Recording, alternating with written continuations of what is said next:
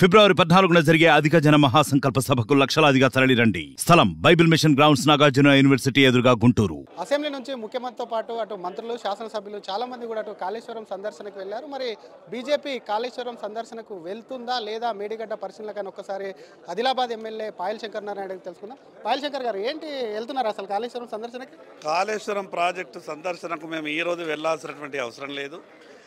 Already Bharatiya Janata party Kaleshwaram project కుంగినటువంటి రెండవ రోజే అక్కడికి వెళ్ళడం జరిగింది.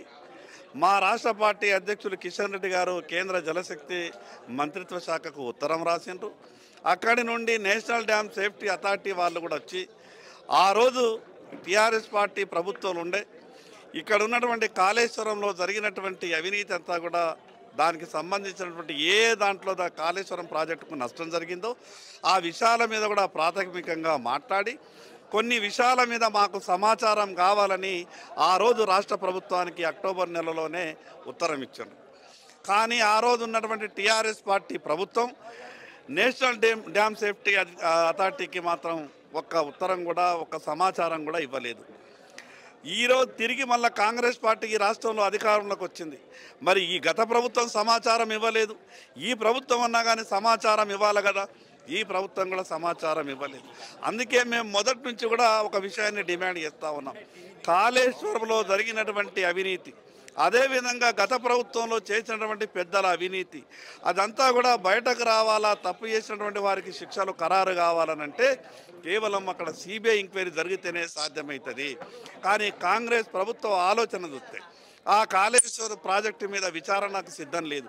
కేవలం రాజకీయంగా కొంత లబ్ధి పొందాలని ఆలోచిస్తున్న తప్పితే వాస్తవాలు బయటకు రావాలా, రాష్ట్ర ప్రజలకు వాస్తవాలు చేయాలా, దాని ద్వారా చర్యలు జరగాలని కాంగ్రెస్ పార్టీకి చిత్తశుద్ధి లేదు.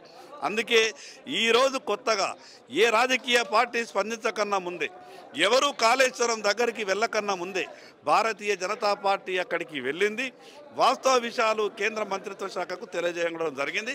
అందుకే ఈరోజు మేము కాళేశ్వరం వెళ్ళట్లేదు. ఎందుకు అసలు ఒకవైపు మీరు సిబిఐ ఎంక్వైరీకి డిమాండ్ చేస్తున్నారు, కానీ గతంలో ముఖ్యమంత్రి రేవంత్ రెడ్డి ఇదే విషయం మీద మాట్లాడుతూ ఒకటే అన్నారు, ఒక దొంగను ఒక గజేంద్ర దొంగ చేతికి అప్పచెప్తే కాపాడుకుంటాడే తప్ప ఎక్క శిక్ష పడదు అని చెప్పి ప్రధానంగా మోడీని ఉద్దేశిస్తున్నారు. దానికి ఏం చెప్తారు? నేను ముఖ్యమంత్రి గారు మాట్లాడినటువంటి పదాలు నేను మాట్లాడదలుచుకోలేదు. వారు దొంగ, గజ దొంగ అంటే మేము కూడా అంతకన్నా ఘాటుమైన పదాలు మేము ఉపయోగించగలుగుతాం. కానీ ఒక దేశ ప్రధానమంత్రిని పట్టుకొని ఆ రకమైనటువంటి మాటలు మాట్లాడడం అది ఒక మంచి పద్ధతి కాదు. అసలు కేంద్రంలో ఉన్నటువంటి ప్రభుత్వాన్ని గజ దొంగ అని మీరు మాట మాట్లాడే పరిస్థితి ఉంటే ఈ రాష్ట్రంలో కానీ దేశంలో కానీ గజ దొంగ పార్టీ ఏది అనేది ప్రజలందరికీ తెలుసు. ఆ రోజు ఈనాటి ముఖ్యమంత్రి గారే కదా సిబిఐ ఎంక్వైరీ కావాలనుకున్నప్పుడు ముఖ్యమంత్రి గారికి తెలియదు. ఆ రోజు మల్కాజిగిరి ఎంపీగా కాంగ్రెస్ పార్టీ అధ్యక్షునిగా సిబిఐ ఎంక్వైరీ కావాలన్నారు. మరి ఈరోజు ముఖ్యమంత్రి అయిన తర్వాత సిబిఐ ఎంక్వైరీ వేరే తీరు కనిపిస్తున్నదా?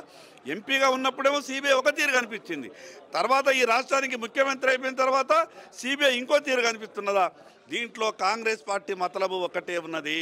కొత్తగా వచ్చినటువంటి ఆ ప్రభుత్వం గతంలో జరిగినటువంటి తప్పులను ఎత్తి చూపి ఒక రకమైనటువంటి రాజకీయ పబ్బం గడుపుకోవాలనుకుంటున్నారు. మరోవైపు బీఆర్ఎస్ సభకు సంబంధించి ఈరోజు కృష్ణా జలాల ప్రాజెక్టుల పరిరక్షణ కోసం అని చెప్పి నల్గొండలో ఒక సభ పెట్టింది. ఆ సభ మీద ఏం చెప్తారు అసలు? 9.5 సంవత్సరాలు రాష్ట్రాన్ని పరిపాలించి ఈ రాష్ట్ర ఆర్థిక వ్యవస్థను పూర్తిగా ఎక్కడ పనికి రాకుండా చేసేసి ప్రజలకు ఎక్కడా కూడా పనికొచ్చేటువంటి పనులు చేయక నియోజకవర్గానికి 1,00,000 ఎకరాలకు నీళ్ళు ఇస్తామన్నటువంటి మాట నిలుపుకోక ఈరోజు సభ పెట్టి గతంలో జరిగినటువంటి తప్పులను ఎక్కడ ప్రజలు చర్చ చేస్తున్నారు ఆ చర్చ నుంచి పక్కదారి పట్టాలి అనే ఆలోచనతోనే టీఆర్ఎస్ పార్టీ సభ పెట్టుకున్నది. లోక్సభ ఎన్నికలలో ఏమన్నా ఉనికి చాటుకోవాలన్న ఆలోచనతోనే ఆ సభ పెట్టుకున్నారు తప్పితే ఆ సభలో ఎటువంటి పొసలేదు. కేఆర్ఎంబీకి చేయాల్సినటువంటి వాళ్ళు ఈ తెలంగాణ రాష్ట్రానికి ఎంత నష్టం చేయాలో టీఆర్ఎస్ పార్టీ గతంలో చేసింది, కొత్తగా వచ్చినటువంటి కాంగ్రెస్ పార్టీ కూడా నష్టం చేస్తూ ఉన్నది. వీళ్ళ నల్లగొండ సభ కానీ వీళ్ళ కాళేశ్వరం టూర్ కానీ రాష్ట్ర ప్రజలను ఒక తికమక పెట్టి రాజకీయ పబ్బం గడుపు ఆలోచనతోనే ఆ రెండు రాజకీయ పార్టీలు ఉన్నాయి.